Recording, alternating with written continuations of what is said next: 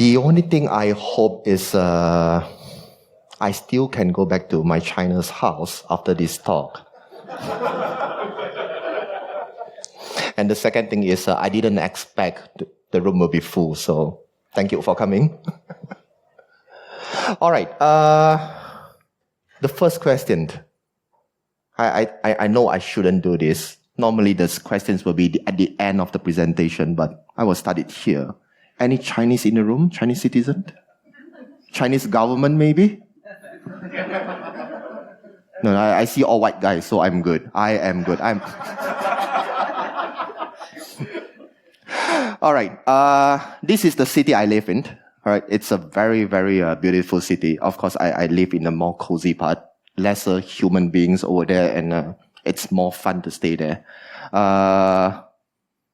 So what happened is the first disclaimer I'm gonna make. All right, this is the most important slide. I'm not selling. It's pretty normal, isn't it? You are watching YouTube, and this NordVPN, ExpressVPN always came out and asked you to have a safe internet. Internet is not always safe, even if ExpressVPN. Okay, this is me. I'm the founder of this open source project called Chilling Framework. Anybody use Chilling Framework before? Oh, cool. I got the fans over here. Hi. All right, I'm from Malaysia. And then if you guys ever attend the past few Hack in the Box before COVID, when all the conferences was normal like now, some of the badges are designed by my friend and I for the few badges that we did. And then throughout the years, we released Chilling Framework since 2019. And then we have been giving talk in Black Hat in the past few Hack in the Box. We have been giving training to demonstrate our new features for Chilling Framework. So yeah, if you guys are interested, can always go to our website, go to our GitHub repo and check out our project. But today it's not about this project, and you guys don't want to listen to me on this particular project. So let's move on, okay? So how it all started? It was 28th January 2020. Chinese New Year. I went back to Malaysia and visit my mom mid-January, and then we have very wonderful Chinese New Year. And then I started to look at news, and then it was like, China might close down the border and you might go quarantine and all these things. And my wife was in China, so I told my mom, I need to go back right now. So I thought it was the close down could be 2 months or 3 months thingy. All right, everybody have the same feeling over here. We are staying in the same earth, right? But this earth, you only have 2 countries.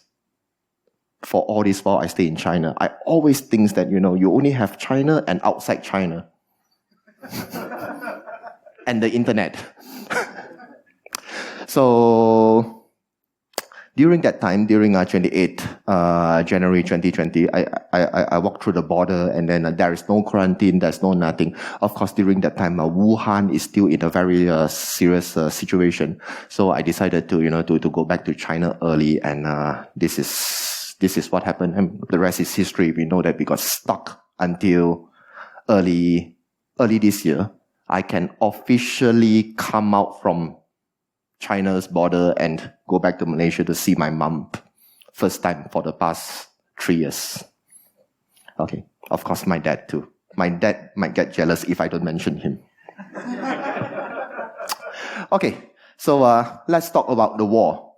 The Great Firewall that we always heard about, okay, it's not something that what BBC told you or CNN told you, okay? We know that the news media is all about bullshit. So let's go back and get the history right a little bit. It started with Facebook. The entire epic of the Great Firewall in China, it's about Facebook started to post a lot of. It's not Facebook posting the news. We all know that, all right? The user, the crowd, the group that posts some false news on the China side and all these things, especially on the was it Eastern China part, the part that you heard about CNN talking about the detention camp and all these things, all right? So it was started with that on year 2009 on Facebook.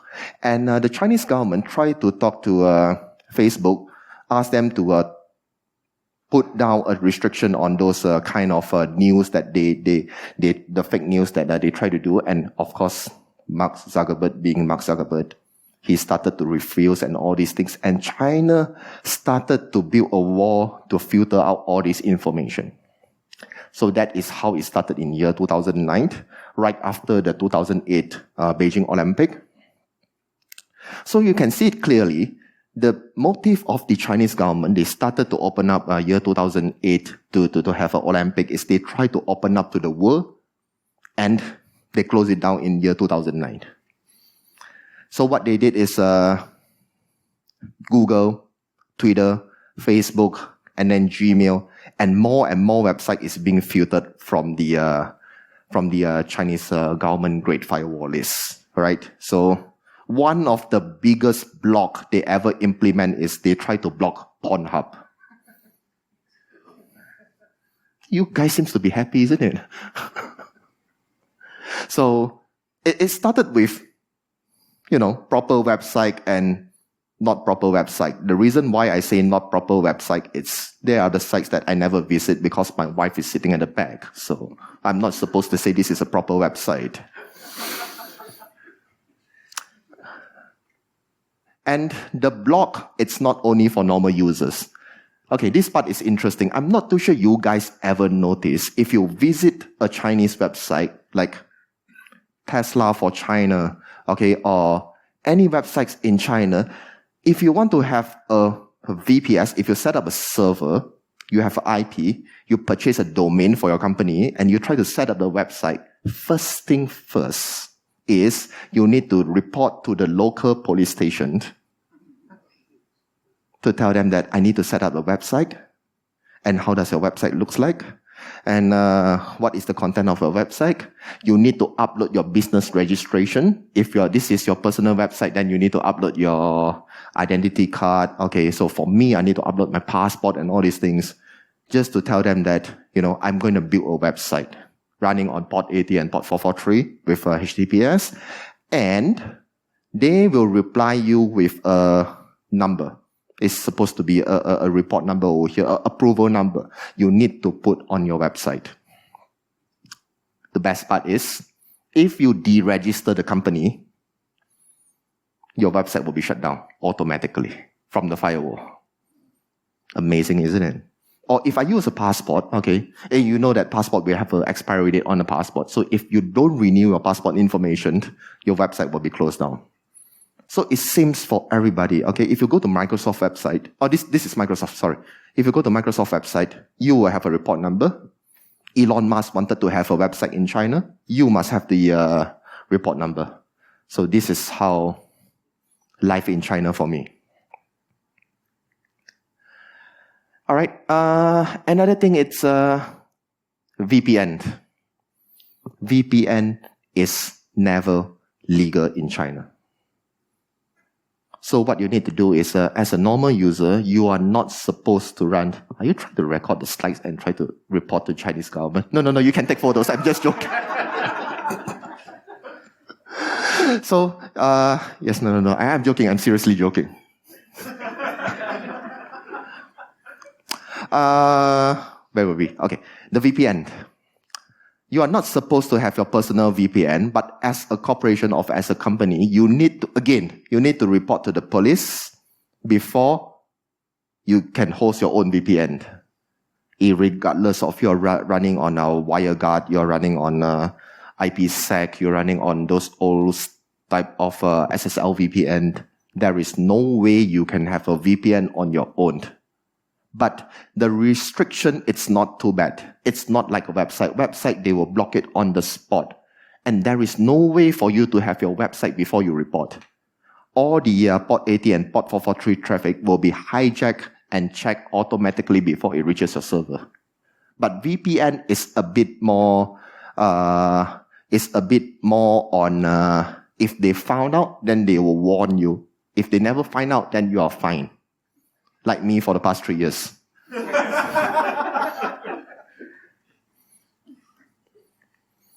Okay. So this thing goes for everything, okay? It's the content, the website, the domain. It's not only for foreign website or inside Chinese website. And one thing different from Facebook, Twitter, and all these things, or YouTube that we see it, all the content, it's pretty much human check before they actually goes online. Okay, this is amazing. Most of us uploaded video to our YouTube before, all right? The only thing that we need to wait is the video compression, the algorithm check, and all these things before the video can actually goes online. In China, you have to wait for a couple of hours, if you're lucky, or else you need to wait for a bit more time for the content to check by human being, and whatever pictures that you put in, whatever kind of not too appropriate content to be checked before they can actually put your video online into a website like Bilibili. Bilibili, it's their version of YouTube. Okay, so that is what happened in China. So all the content is pretty much pre-checked and pre-read before they actually put the video online and publicly accessible. Okay. Of course, they will tell you that they are using some AI and all these things, but I don't really think with the calculation power and the server that they have, the check will take so much time for the content filtering and the screening. So this is what happened, okay? And then if we are a bit curious on what am I talking about, the language part is, there is no way for you to upload a Chinese language-based video with a bad language. There's no way. But if you try to upload an English song, especially rap songs with those not too appropriate language, it will get through easily. Okay, not only English language. Okay, if you go to, I'm not too sure whether you guys are familiar with Chinese language and Chinese dialect. They have tons of dialect over in China. So sometimes if they upload a little bit more famous dialect, there is a dialect called Cantonese, which is widely used in Hong Kong and southern China. And if their video is based on that content and there is a foul language on that kind of video, it will easily get passed through. So that is the weird kind of things that we are always sees in the Chinese short video. All right. So the Chinese version of things like TikTok and all these things. Okay. So that is the big background of the entire internet scene over in China nowadays. And what if before the COVID, before 2019.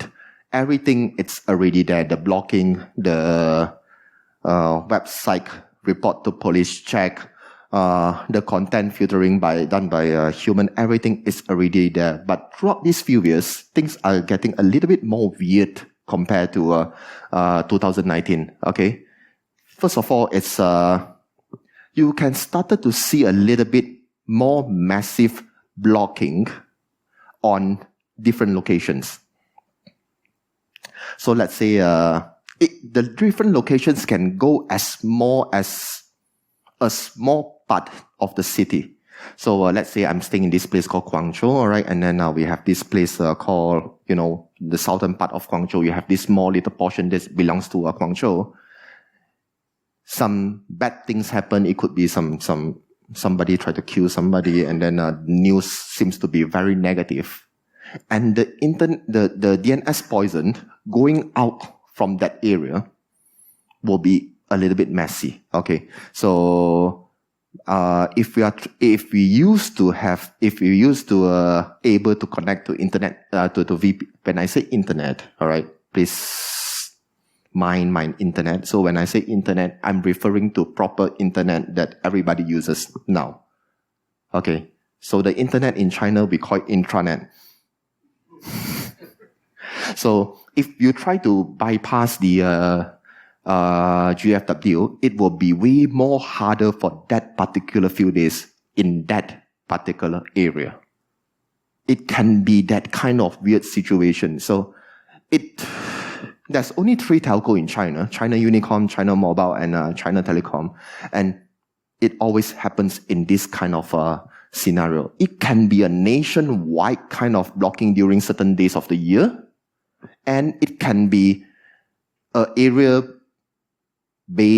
blocking, area-based DNS poison, DNS pollution, based on a small little area or even a small housing area. It can go until that extreme.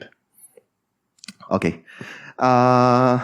So sometimes the DNS pollution, the DNS pollution runs by the local telco. It's still the 3 big major telco, but they always have a subsidiaries and all these things for different locations. So sometimes runs by them. Okay. Whatever things to them is that their mindset is always overblock is always better. So sometimes they will block even their own local website for that area. So the internet seems to be way more intermittent compared to the normal days. Okay. And sometimes they random overblock. So, and sometimes you have a random freedom. So for a couple of days in a month, you will be able to receive your WhatsApp message and Telegram message without turning on the VPN. We call it the Freedom Day. Okay. And then during, Chinese have this parliamentary meeting. I'm not too sure there are how many types of parliamentary meetings. Seems like they have like a couple of parliamentary meetings. So whenever there is a parliamentary meeting, the internet going out to from China go out to international, it's always harder compared to normal days. And it's always, so let's say this week is the parliamentary meeting. The week before and week after, it's always complicated to get the connection. It's not easy to get connected, and there's no way for you to fix it. So that's my life in China. Okay, so how to bypass this is during the early days, things like a VPN can easily solve the problems. But the only thing it's things like WeChat, Didi, Alipay. Okay, let's recap the situations a little bit. I mean, a lot of you guys might be in China before COVID, and if you guys still remember, we don't use cash in China. That's the only thing I'm happy about. You don't have to worry about your wallet. You don't have to worry about anything. Just bring your phone, goes out, and you will get every single damn thing in China with your WeChat, with your Alipay. So if you try to use a VPN to connect to outside, I mean, for people like us, we are so used to things like, Gmail. We are so used to Google. We are still so used to so many things. If you try to connect to a VPN, let's say your server is in Singapore, if your server is in Hong Kong and all these places, it's more or less equivalent to you need to connect to Singapore, make a big route back into China for you to use the local services. So that is something that is not working for things like nowadays. I mean, of course, I'm still not used to their social media, their Bilibili, their version of YouTube, but these are the things that you need to use every day. So VPN is a good start for during 2017, during 2018. It was still good, but up until the very often days, I've stayed in China, so VPN is not really the way. And somebody actually developed a thing called shadow SOC. So it's not really based on, it's based on the idea of a VPN, but they have a smarter and way more lighter encryption method. Okay, and then it will use a way more resources compared to a traditional VPN like those SSL VPN or IPsec VPN. And the best part is they started to implement rules by geo IP. So they went to a website like APNIC and all these things to download all the IP range that belongs to which country. Then they started to categorize the range of IP, and they will put, is this a Chinese range of IP or this is an international range of IP? So that is around a year, early 2018, 2019, we started to see all these things. But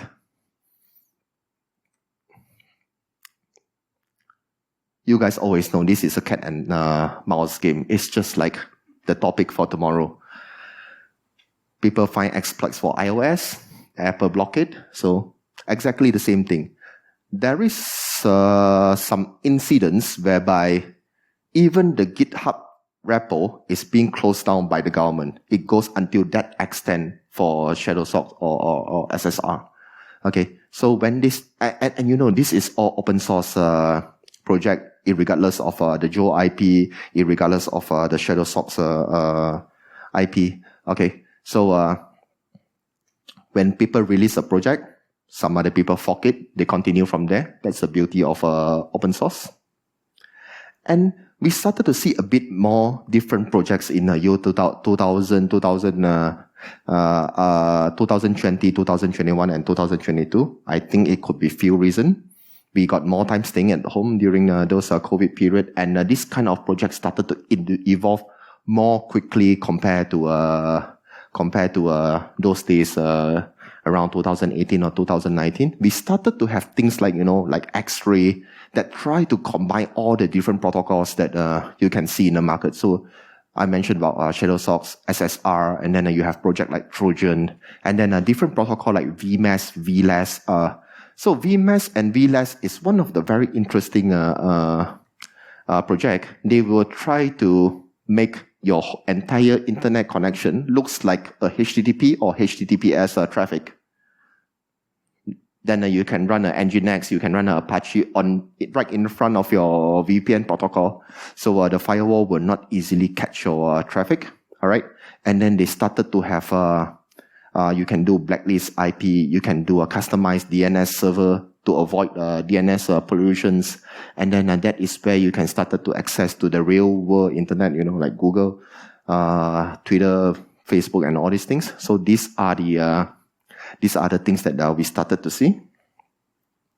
So it never comes with a single client. All right. I mean, it comes with a single client, but most of the time we use it together with things like OpenWRT and with a different categorizations. So we will go in depth into the categorizations and how they categorize things later. It's very interesting. Okay. So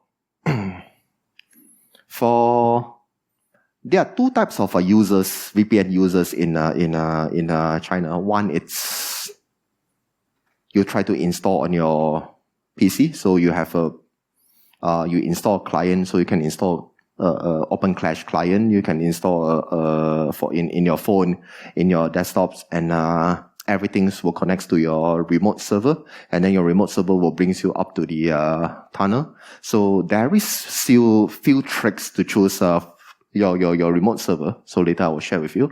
Or you can always build a gateway, which is somewhere here. You can build a gateway. So all your devices that tries to connect to your remote server go through a gateway. Then you don't have to install client in all these places. Okay.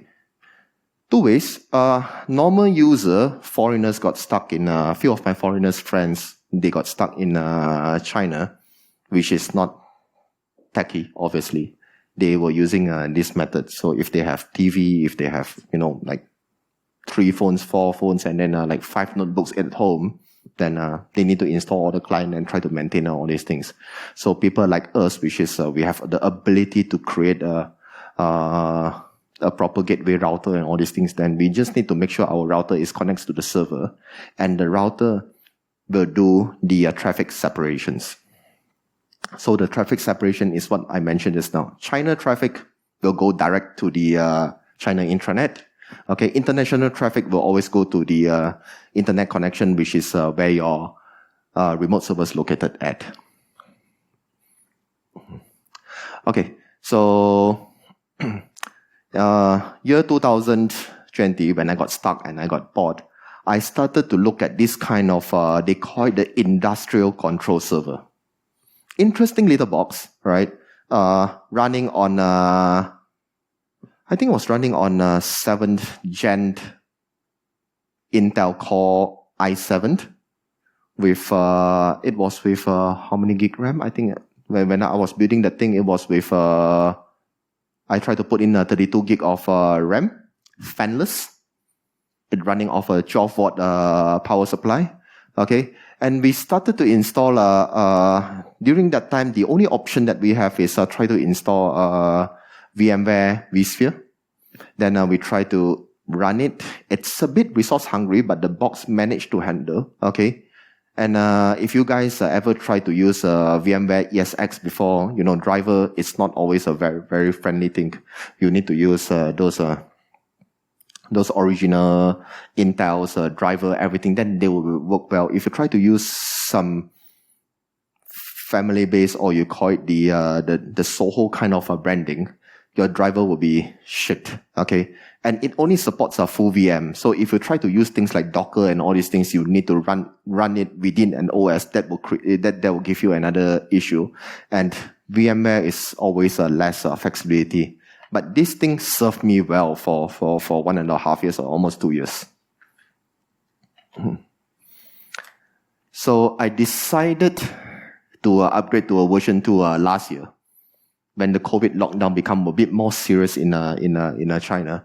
So my friends started to have an idea to build a customized CPU box with a couple of hard disk bay and all these things. So you can choose whichever board you want, all right? And then you can choose whatever CPU, and then you can even add in a GPU if you want. I also add in a 10 gig NIC, which is excellent.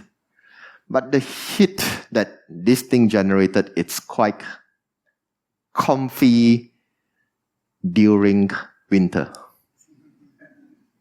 I did not mention summer. It was bad.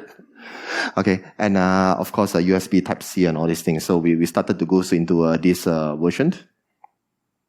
So this is my box. We finally give up VMware ESX. Now we have a more powerful machine. Then we can run Proxmox. We can started to have these are all my hosts. Then we can started to have all different kind of container. Then we can have QEMU in there to run the full virtual environment for my OpenWRT. So these are my OpenWRT that I built specifically for this bypass grid firewall features.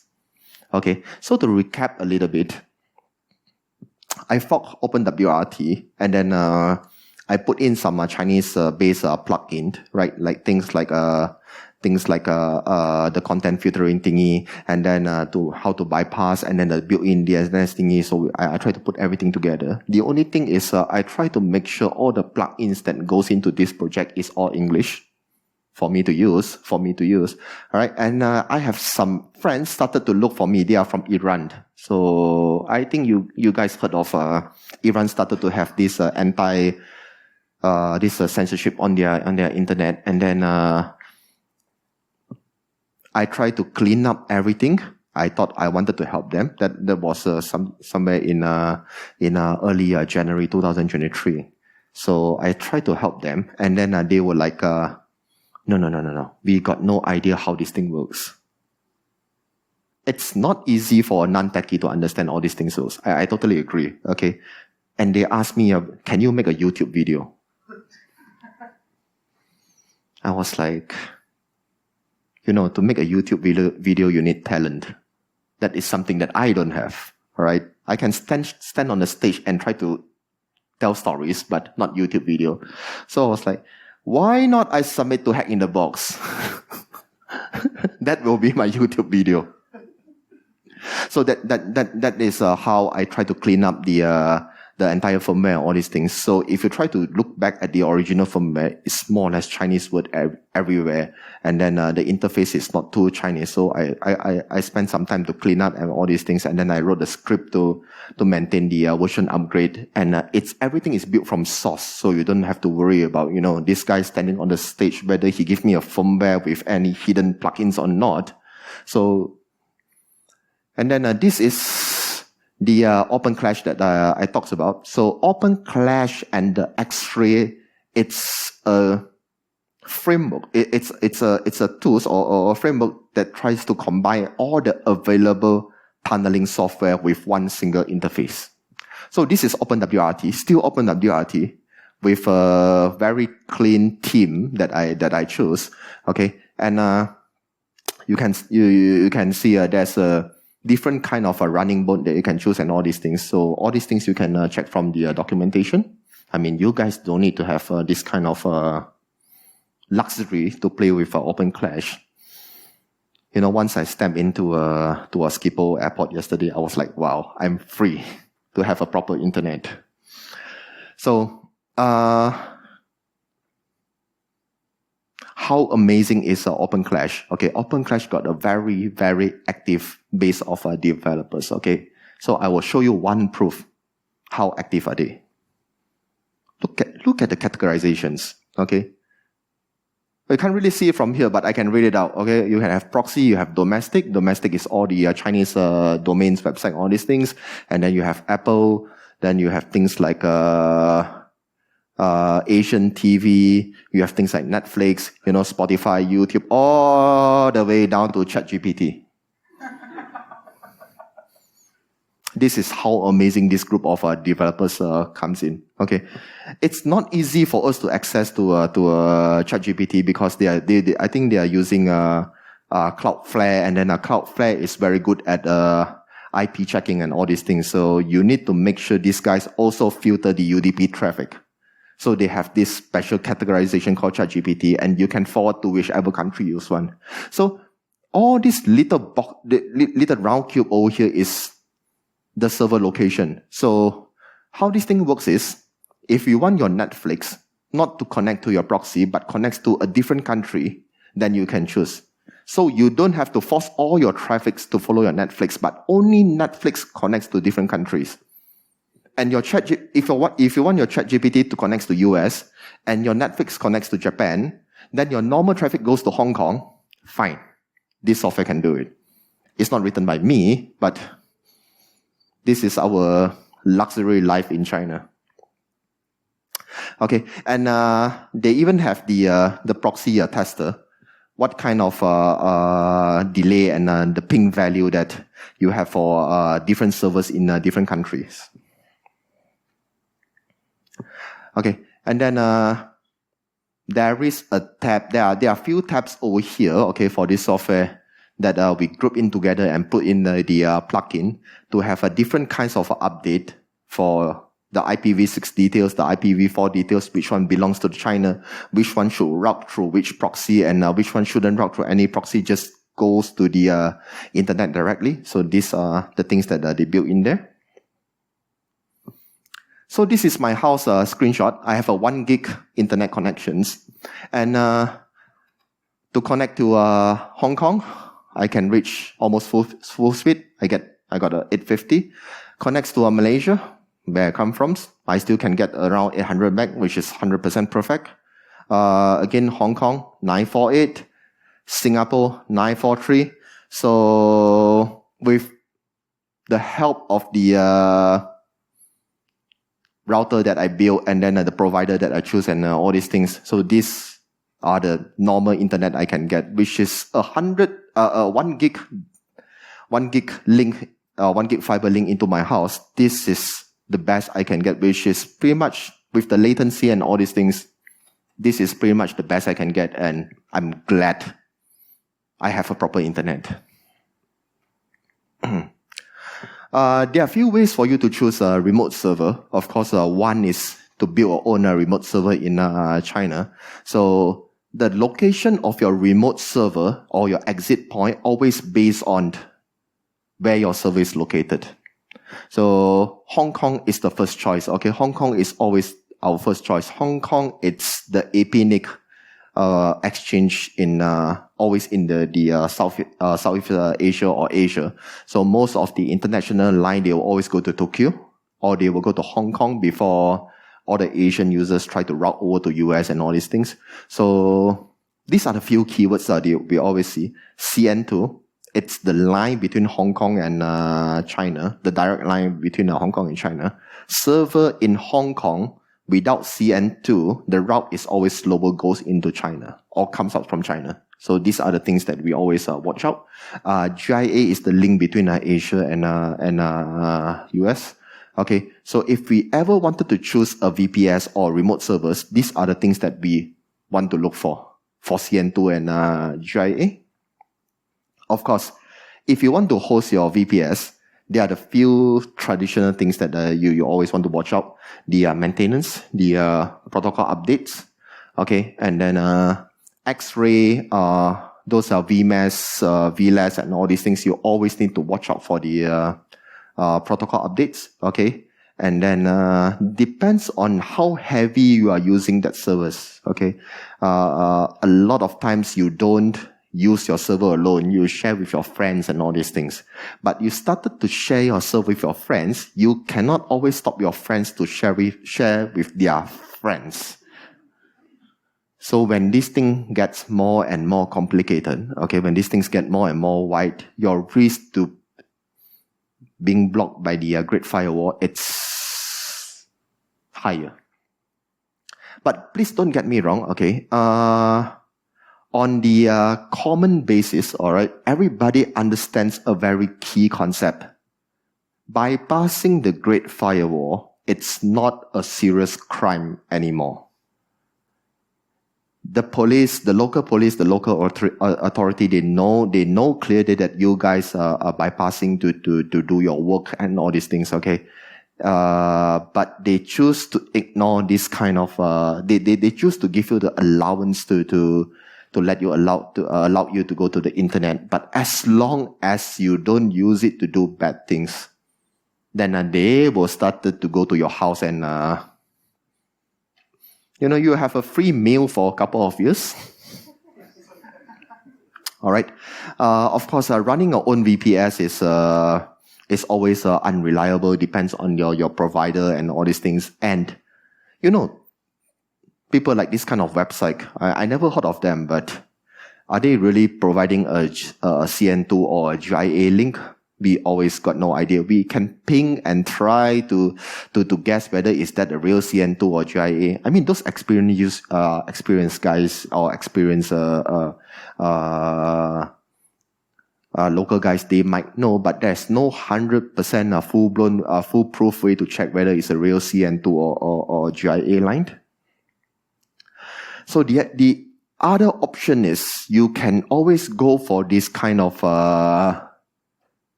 tunnel provider.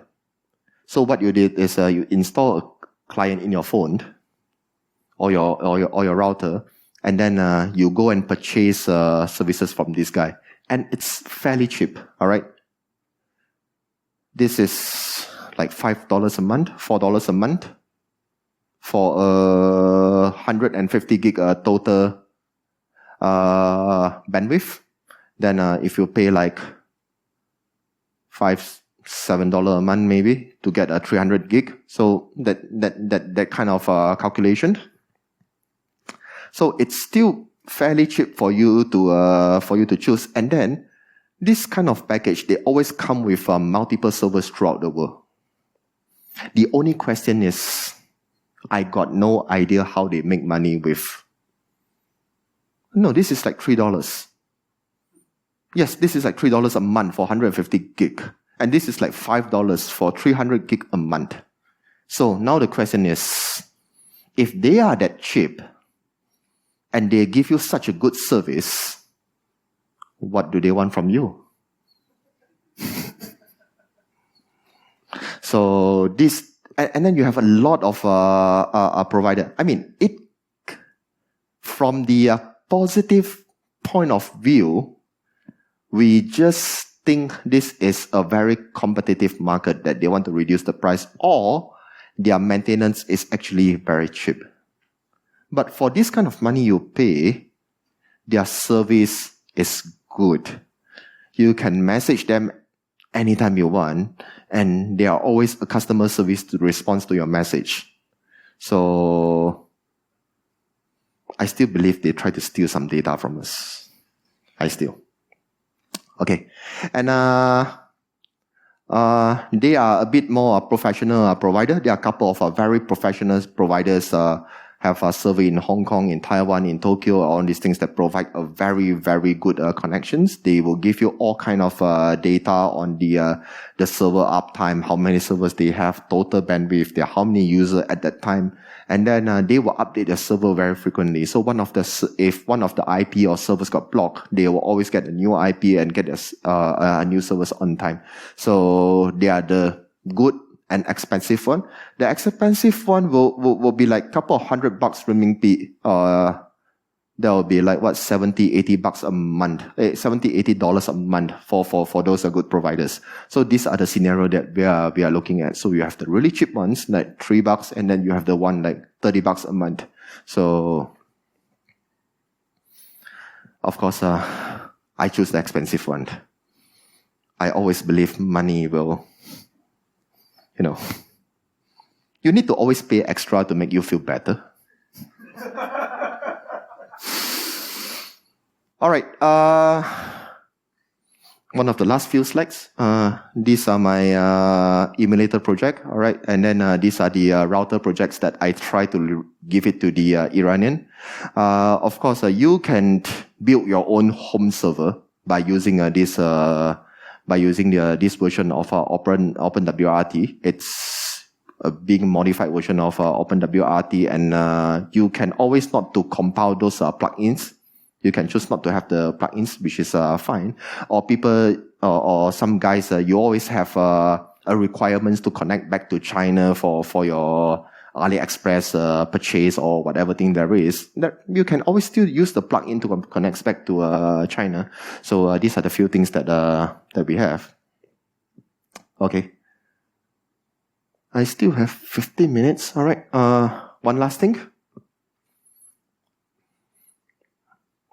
We try to sell this is a real advertisement, not the VPN.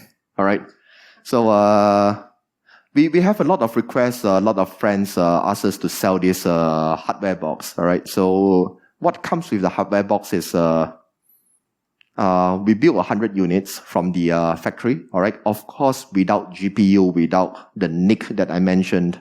All right, the network card that I mentioned. You don't have the GPU, you don't have the NIC card, but we do comes with a big fan, and then the hardware slot, and then a customizable LCD screen, so you can do whatever display you want over here. So I know it's expensive, but if you want to ship worldwide, that's the price that we need to charge. But we are almost ready for sale for the past 6 months. No, don't get me wrong, okay? We have the box in the warehouse and in our house. And in fact, I'm using this box right now. And why I say for the past 6 months is nobody have the time and we are too lazy to put it on Kickstarter or Indiegogo or wherever there is. So since I'm here, if anybody interested, just let me know. Just pay us money and we ship you the box. As simple as that. But if you don't buy, it's okay. We are more than happy with whatever things that we have. But yeah, you have the fan, you have the casing, you have the hard disk bay. Inside the hard disk bay, we actually put in the PCB board that connects the power and the SATA. So that's the thing that we built. All right. So, any questions? Thank you.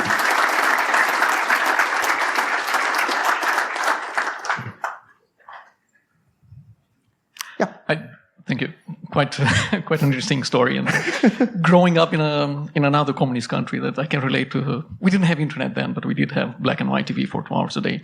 But for nowadays, for companies that have employees that need to travel to China and would occasionally need to connect back home to do some work stuff over VPN, what kind of issues would you say we should be worried about, or what kind of attack vectors should we take into account? Well, like I said, bypassing the Great Firewall is not a crime anymore unless they have a very strong evidence to say that you try to spread fake news about China. You try to mention about the detention camp, which they claim they don't have it, which I'm not too sure. No trips to China for me. So yes, it's not a crime anymore. And then I think they know, according to the statistics, China internal statistics done by third party, not from the official source. They mentioned about 60% of the internet users have experience to climb out the Great Firewall to obtain information. So it's a very common action right now. So as long as you don't do bad things again, right, then you should be good with the GFW. The only thing it's what kind of VPN you should rely on when if you go to China. I don't have any answer for that, okay, because just get one of those NordVPN or ExpressVPN. If you go there for short terms, that will be fine for you. That's your option number 1. Number 2 is just use your roaming if you are short term. That's the easiest way for you to get around with it. Or you can install all this Open Clash for Android, for your iOS, and or Shadow Rocket for your iOS, and try to purchase the services that I mentioned just now, the $3 services, the $5 services, and all these things. So these are your way to go around in China right now. All right. Thank you. Any other questions? Do you want to buy the box? If I win in lottery. Yeah, so regarding the firewall filtering, the outgoing connections from Chinese internet to internet, that's only filtered for websites like HTTP, HTTPS. Yep. So no other ports or no need to obfuscate the VPN traffic, so you can just open IPsec or TLS VPN or... That depends on... it's a very trivial kind of situations.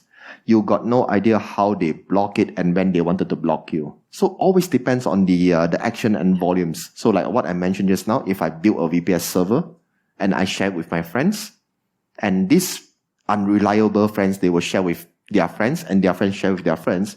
So you have more and more different IP try to connect to this server in Hong Kong or Singapore, then the blocking will start faster. That is number 1.